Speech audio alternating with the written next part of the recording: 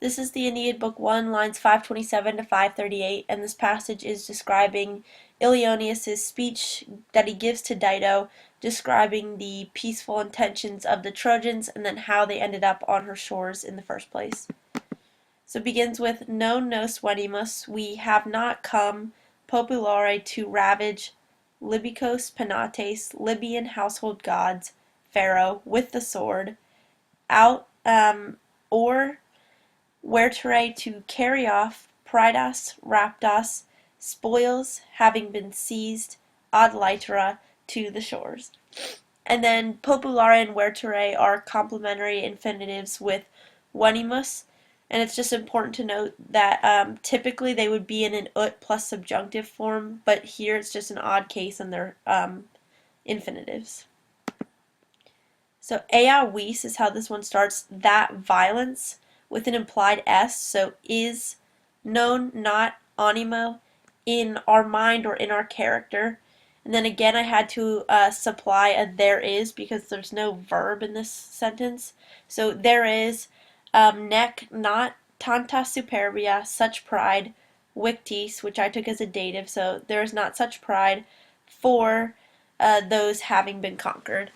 And this whole part is a hendiades, and that's because these two, the animo and the victis, which are both datives, they're, rather than just having said animo victorum, so the character of the conquered, they're separated, and so for that reason they're hendiades, just because they're not put together, they've been split up into two separate nouns. So est locus, there is a place. Then it drops down to this clause that describes that place. So there's a place, the Grai, the Greeks, call cognomine with the surname Hesperia, and the cognomine is an ablative of specification.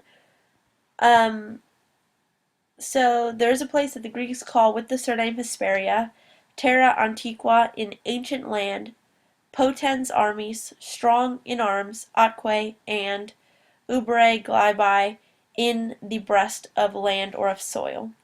So the armis and the ubere are both ablatives of respect, and the purpose of those in this sentence is just to show that Hesperia is both a place suited for war, which is the armis, and for peace, which is the ubere glaebae.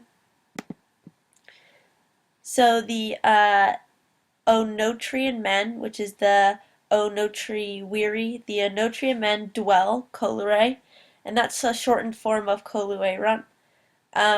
So the Oenotrian men dwell, and I implied here, nunc fama, now there is, which I also supplied, a rumor, or there is rumor that, and it's introducing an indirect statement.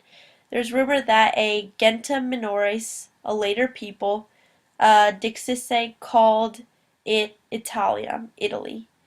Ducus de nomine, from the name of their leader. And it's just important to note that the minores is the comparative form of parvus, which would mean smaller, but rather than say a smaller people, it might be better taken as a later people. So putting that all together one more time, the Oenotrian men dwelled, implied here. Now there is rumor that a later people called it Italy, from the name of their leader. Here was the course.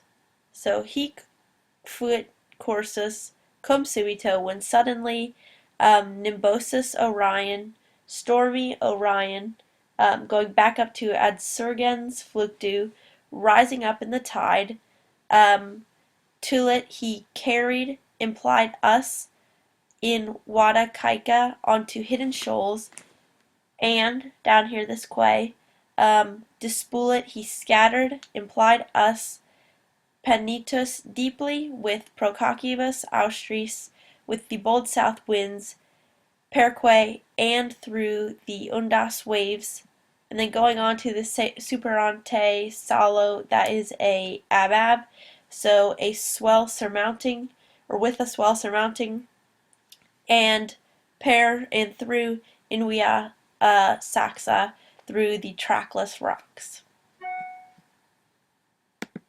Then the final sentence begins with Pauci as the subject of ad navimus.